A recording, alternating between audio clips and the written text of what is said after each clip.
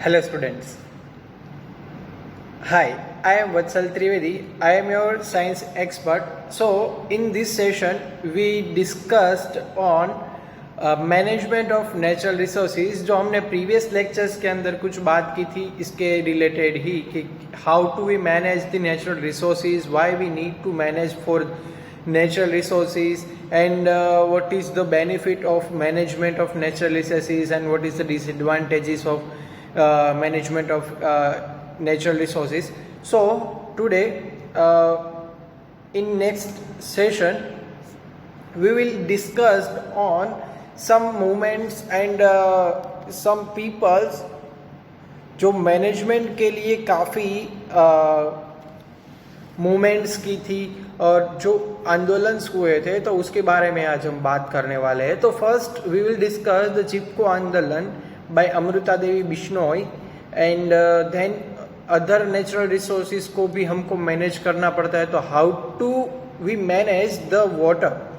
सो water को manage करना भी आज के ज़माने में ज़रूरी हो गया है. So that's why how we manage the water as a natural resources.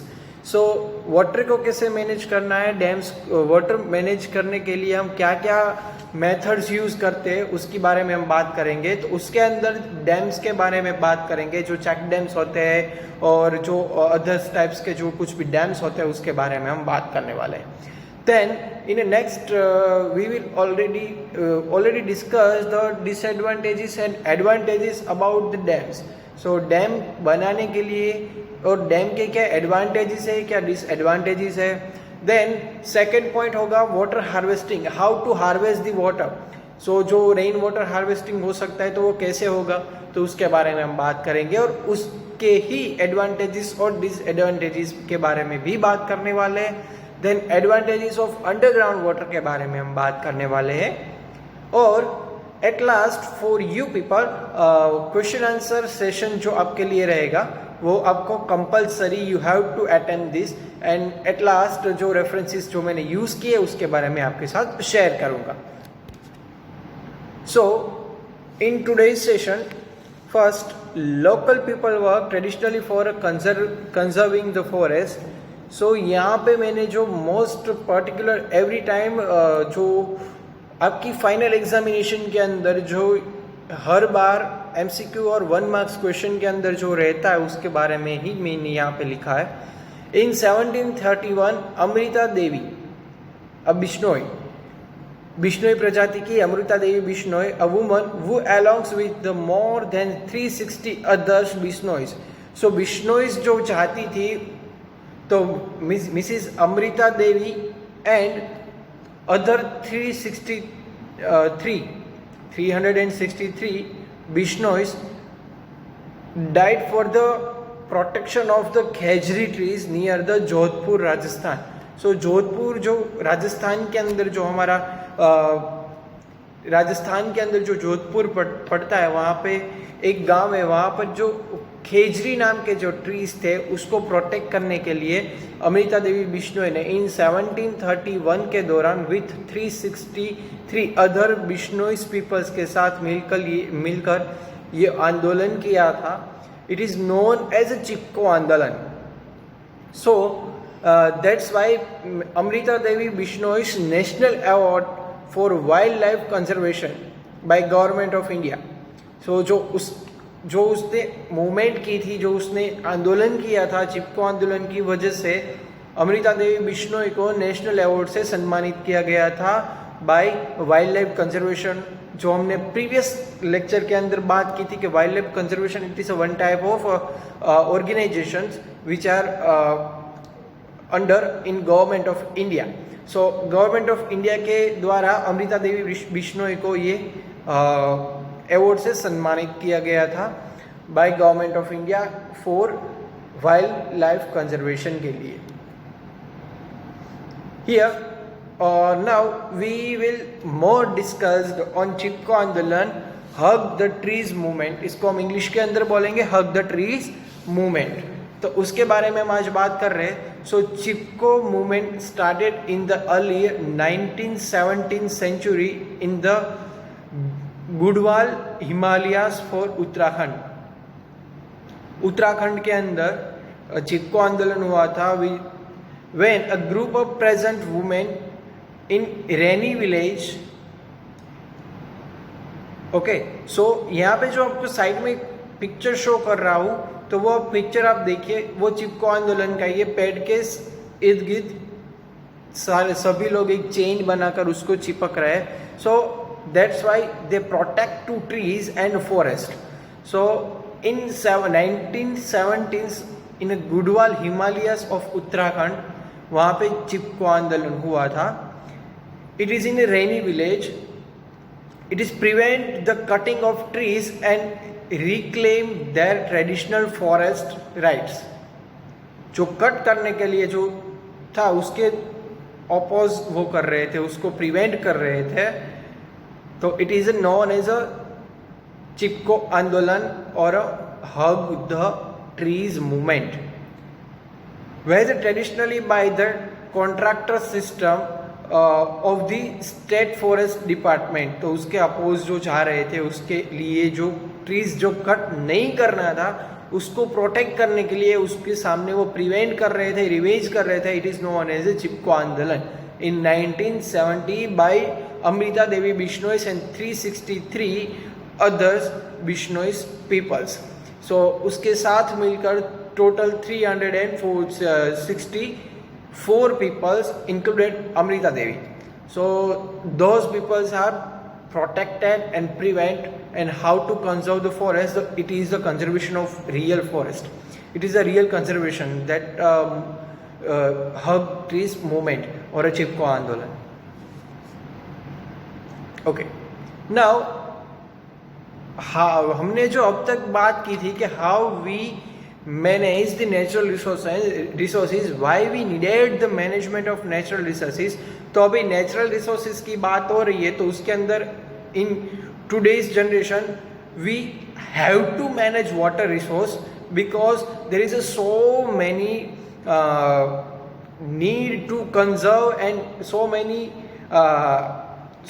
conservation चाहिए, काफ़ी सारा कंजर्व करना पड़ेगा क्योंकि in today's generation we already use in many areas for water।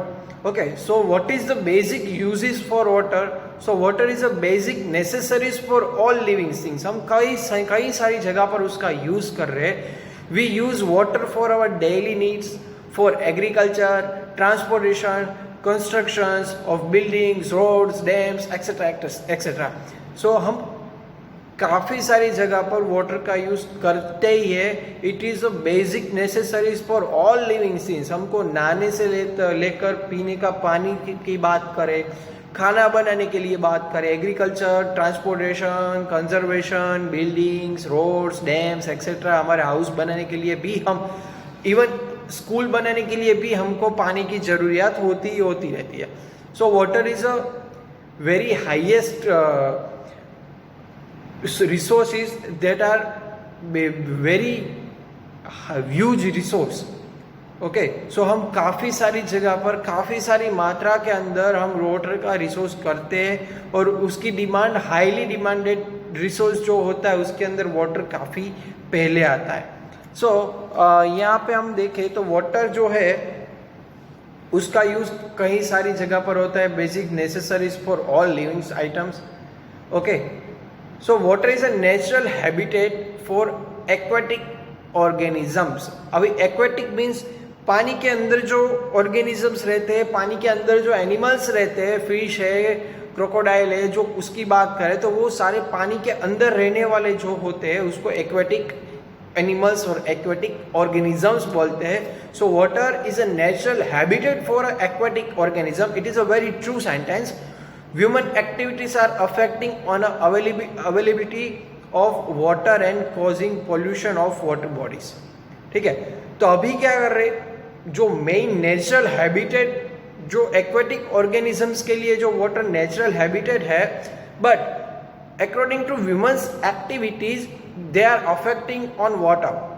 सो हम लोग पानी का यूज़ तो करते, ये बाद में हम उसका वाटर पॉल्यूशन भी करते हैं, उसकी वजह से काफ़ी अफेक्ट हो रहे हैं जो एक्वेटिक एनिमल्स है, एक्वेटिक ऑर्गेनिजम्स है, जिसको लिव होने के लिए, जीने के लिए पानी की ज़रूरियात ज़्यादा होती है।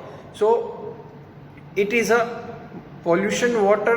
तो वो सब जैसे जैसे वाटर का पॉल्यूशन होगा तो उसकी अफेक्ट पहले होगी एक्वेटिक ऑर्गेनिजम्स पर। सो उसकी वजह से ज़्यादा एक्वेटिक एनिमल्स की डेथ हो रही है। तो एक टाइम ऐसा आ जाएगा कि फूड वेब और फूड चेन ब्रेक हो जाएगी। सो ऑल ओवर अफेक्ट हमारे पर ही पड़ने वाली है। सो इन नेक्स्ट डैम्स की बारे में हम बात करें। So now how we conserve the dam, conserve the water. So this is a one type of management to how to conserve the water. So basically हम डैम बनाते हैं, तो हम सभी ने डैम्स देखे होंगे। तो डैम में क्या होता है, पानी को हम स्टोर कर रहे हैं। सो स्टोर करने के लिए हम कुछ कंस्ट्रक्शन करेंगे, जो काफ़ी सारी जगह कहाँ पे कंस्ट्रक्ट, कहीं पे भी कंस्ट्रक्ट नहीं कर सकते, डैम नहीं बना सकते। डैम बनाने के लिए कोई पर्टिकुलर वाटर एरिया रहेगा जहाँ से वाटर पास हो रहा होगा, वहाँ पे हम ये बना सकते हैं। So what is the advantages of dam. So आइए देखते हैं। It is a irrigation of crops. Crops production के अंदर इरिगेशन जो बेसिक प्रैक्टिस है वो बहुत ज़रूरी है। तो इरिगेशन के लिए हम डैम्स का पानी यूज़ कर सकते हैं, अगर डैम के अंदर हमने पानी स्टोर किया है तो। अदरवाइज डैम खाली रहेगा तो how we irrigate the crops. Okay, तो there is no irrigation whenever the water is not in dam. But whenever we store the water in a rainy season, so that's why we used irrigation of crops in a summer season. At a time we don't have a water at a large quantity, huge quantity के अंदर जब पानी हमारे पास नहीं रहेगा in a summer season, at a time हम लोग ये स्टोर किया गया वाटर हम यूज कर सकते हैं for a farm and for irrigation of crops. Okay, producing the electricity, जो हमने इसके पहले वाले यूनिट के अंदर देखा था कि डैम है, तो डैम के अंदर हमने ओशन थर्मल प्लांट देखा था, देन सरदार सरोवर डैम देखा था। तो हाइड्रो पावर प्लांट की जो हम बात करें उसकी वो डैम के अंदर ही सेटअप होता है। सो डैम्स के अंदर हम इलेक्ट्रिसिटी भी प्रोड्यूस कर सकते हैं, तो बाय यूज ऑफ टरबाइन, जैसे जैसे पानी आएगा और टरबाइन का रोटेशन होगा तो पानी की फ्लो की वजह से RPM, kinetic energy to convert electricity, जो हमने प्रीवियस लेक्चर और प्रीवियस यूनिट के अंदर उसके बारे में ऑलरेडी डिस्कस किया गया। अगर आपको याद नहीं है तो वापस वहाँ पे जाके आप यूट्यूब चैनल पर आप देख सकते हो कि what is the hydro power plant. So वहाँ पे हम ये उसके बारे में बात करते थे। सो डैम्स की वजह से producing electricity, then third one is a supplying water to towns and city।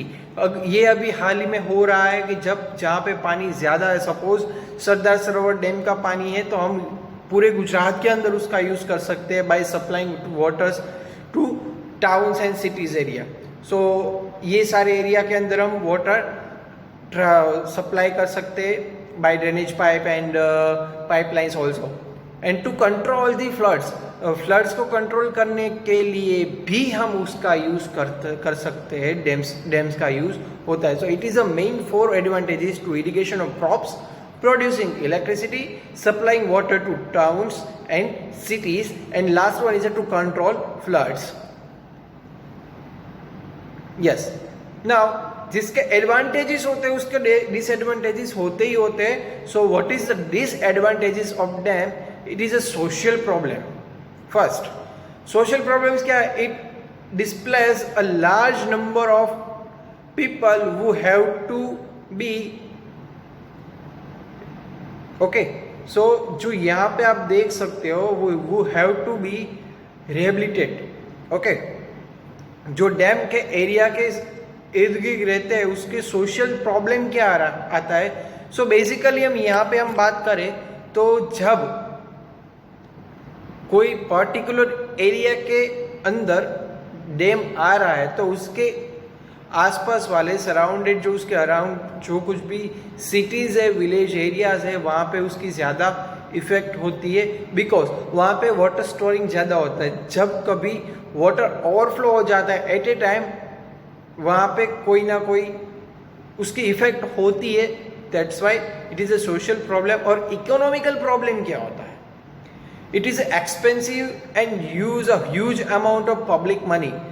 Expensive means उसको बनाने के लिए ज़्यादा खर्च लगता है, ज़्यादा एरिया चाहिए।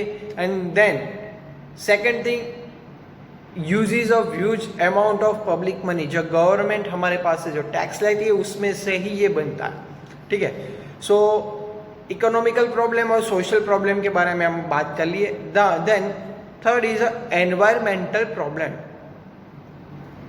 It cause deforestation and less of biodiversity. इसकी वजह से डिफॉरेस्टेशन होता है। In environmental point of view से अगर इसका डिसएडवांटेज देखें, so it is cause for deforestation and less of biodiversity को भी वो लेस करती है। So it is mainly 3 disadvantages, social, economical and environmental.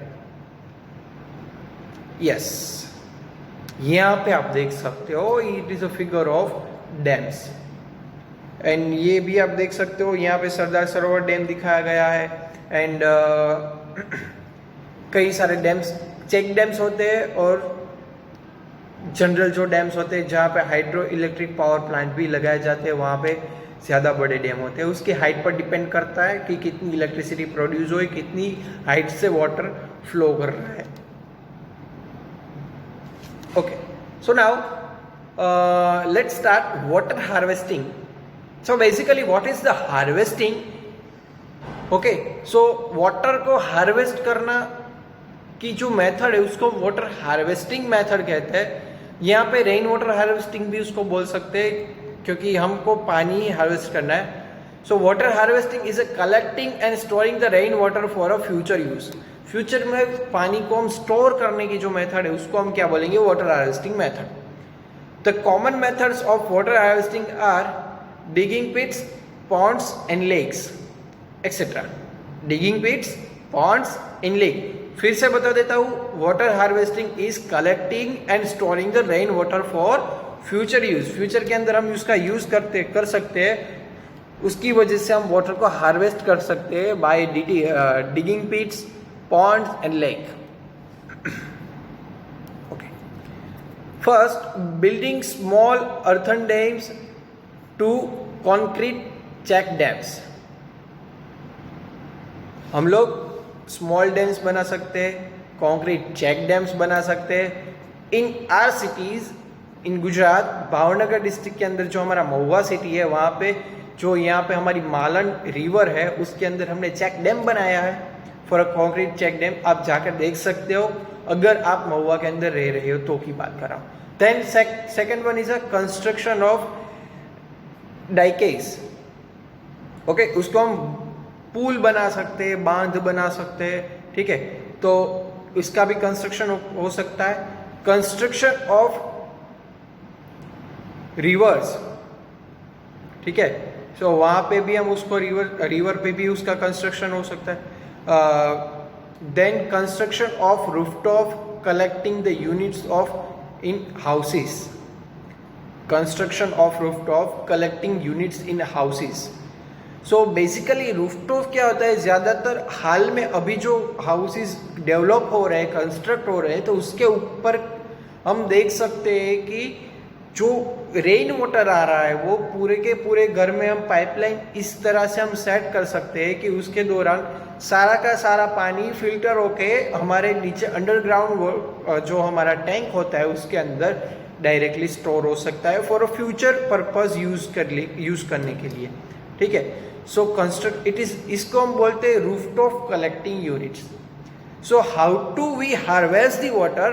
तो हम उसको चेक डैम बना सकते हैं, उसको हम बांध बना सकते हैं, देन उसको हम रिजर्व कर सकते हैं, देन उसको रूफटॉप की मदद से भी उसके हम बना सकते हैं। सो it is a mainly 4 or 5 methods to harvest the water.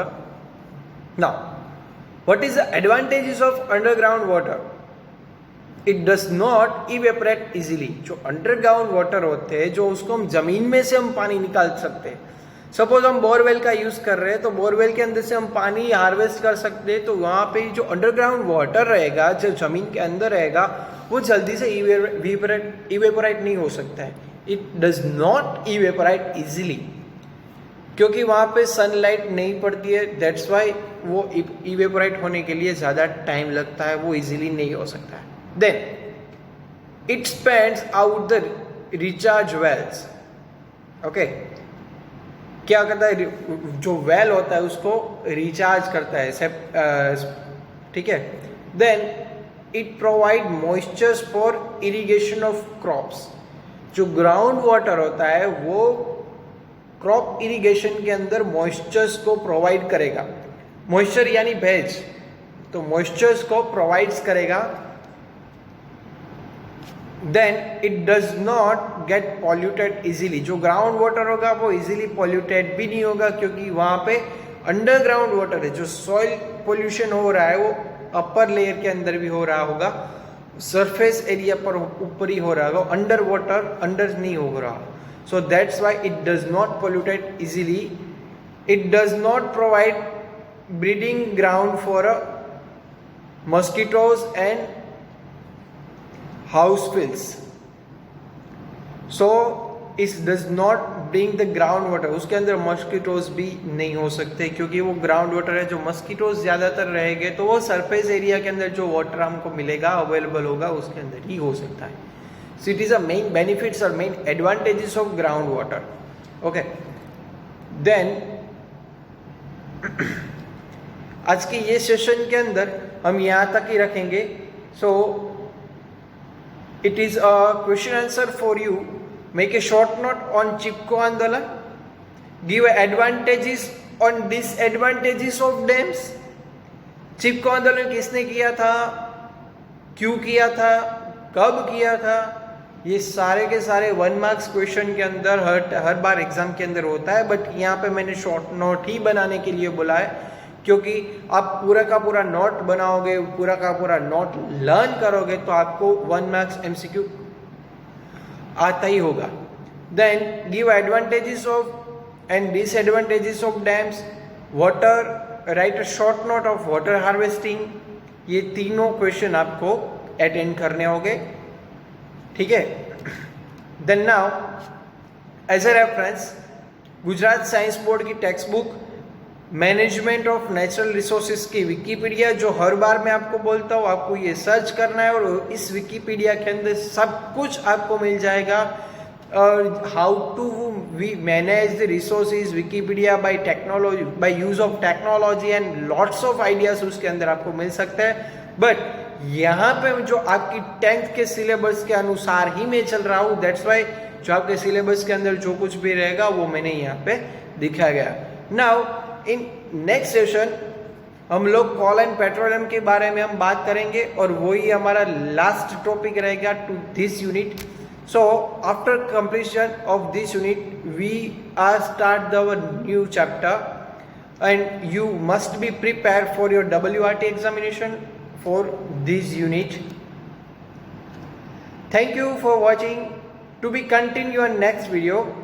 तब तक के लिए stay home, stay safe, or other you have any doubts, so here is my mail ID in your screen, so you can ask your doubts by mail and my and also WhatsApp also and call also. So here, thank you, be safe, be happy, stay home, bye bye.